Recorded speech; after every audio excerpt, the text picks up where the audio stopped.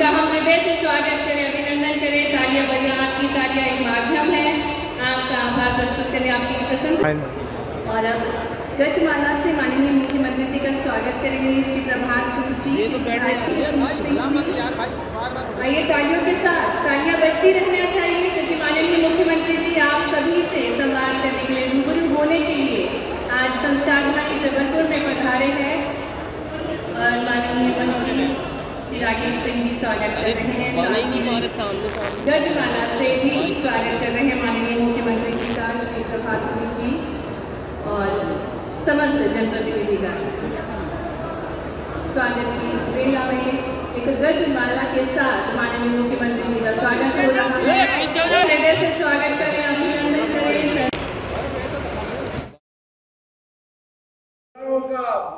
सभी लोगों का दिल जीता है। ये विकास का कारवां लगातार बढ़ते जाएगा। तो बोले मेरे साथ भारत माता की जय जय श्री राम, जय जय श्री राम। बोले रानी दुर्गावती की, रानी अवंती बाई की। जिस युद्ध में उस समय के काल के प्रभाव में पहली बार तोपों का प्रयोग किया गया, उसके पहले तोप नहीं थी, लेकिन उस समय हाथियों से, घोड़ों से, तमाम प्रकार के युद्ध के सेनानायक अलग अलग प्रकार से युद्ध लड़ते हैं। लेकिन अकबर की सेना ने पहली बार तोप का प्रयोग करके उस युद्ध में अलग से कूटनीति करते हुए छल किया था। और छल का परिणाम रहा कि रानी दुर्गावती के लिए वो युद्ध का एक तरह से बहुत चुनौती वाला दिन था। लेकिन उसके बावजूद भी उस युद्ध में बड़े पराक्रम से वो लड़ी है। और लड़ने के बाद अपने साथ के अंगरक्षक से कहा था कि ध्यान रखना, मैं आजाद रही हूँ, आजाद ही शरीर छोड़ना चाहूंगी। मैं सदैव विजय मार्ग पे बढ़ी हूँ। भारत के मान सम्मान के लिए अगर मेरे शरीर की कुर्बानी भी देना पड़े, हमारे लिए कोई अगर पराजय का क्षण आ जाए तो मुझे ये अपनी कटार भोग के मेरा शरीर समाप्त कर देना।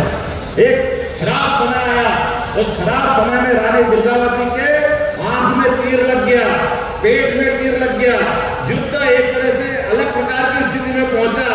तो जो जिसको ड्यूटी दी थी, जिसको जवाबदारी दी थी, उसके हाथ पांव कांपने लगे। जिस मां समान शासिका के वो पूरे जीवन की रक्षा करते आया, वो कैसे उनके बारे में सोच सकता था? वो अलग प्रकार से सोचने लगा। रानी ने देखा कि मेरे जीवन के समय थोड़ा सा बहुत कम बचा। वो ललकारता हुए सैनिक से बोली, तेरे को क्या जवाबदारी दी थी? चल, तेरे को जो काम करना कर। लेकिन वो अगर डरा और कर नहीं पाया तो उससे कटार छीनी और अपने शरीर में धोख करके परमात्मा के यहाँ चली गई। लेकिन भारत माँ को लज्जित नहीं होने दिया। ऐसी परम प्रतापी शासिका रानी दुर्गावती, उनका जीवन प्रत्येक क्षण हमके लिए, हमारे लिए सम्मान का है। वो न केवल जबलपुर, पूरे देश के लिए मान सम्मान का है। अगर हम कैबिनेट रखते हैं उनके लिए, तो वो कैबिनेट किसके लिए रखना चाहिए? ऐसे अप्रतिम योगदान के लिए आजादी के अमृत काल में अगर हम उनको स्मरण नहीं करेंगे तो किसको स्मरण करें? ये ऐसे आदर्श लोगों को भूलने का काम पुरानी सरकार की पार्टियों ने किया था। ये हम इस बात को हटाने के लिए, अपने उस पुराने गौरवशाली मान सम्मान को लाने के लिए, और कांग्रेस के मित्रों से भी कहना चाहते हैं कि काल के प्रभाव में ऐसी गलतियां आपसे हुई थी, आप क्षमा मांगो झांसी की रानी से, आप क्षमा मांगो रानी दुर्गावती से, आप क्षमा मांगो रानी अवंतीबाई से, क्योंकि आपने उनको पाठ्यक्रम का हिस्सा नहीं बनाया। हम अपनी नई शिक्षा नीति में इनको पाठ्यक्रम का हिस्सा बना करके उसी दिशा में आगे बढ़ेंगे। नई शिक्षा इन ऐसे गौरवशाली प्रश्नों को शामिल नहीं करेंगे तो बच्चों को क्या शिक्षा देंगे, कैसे आगे बढ़ेंगे?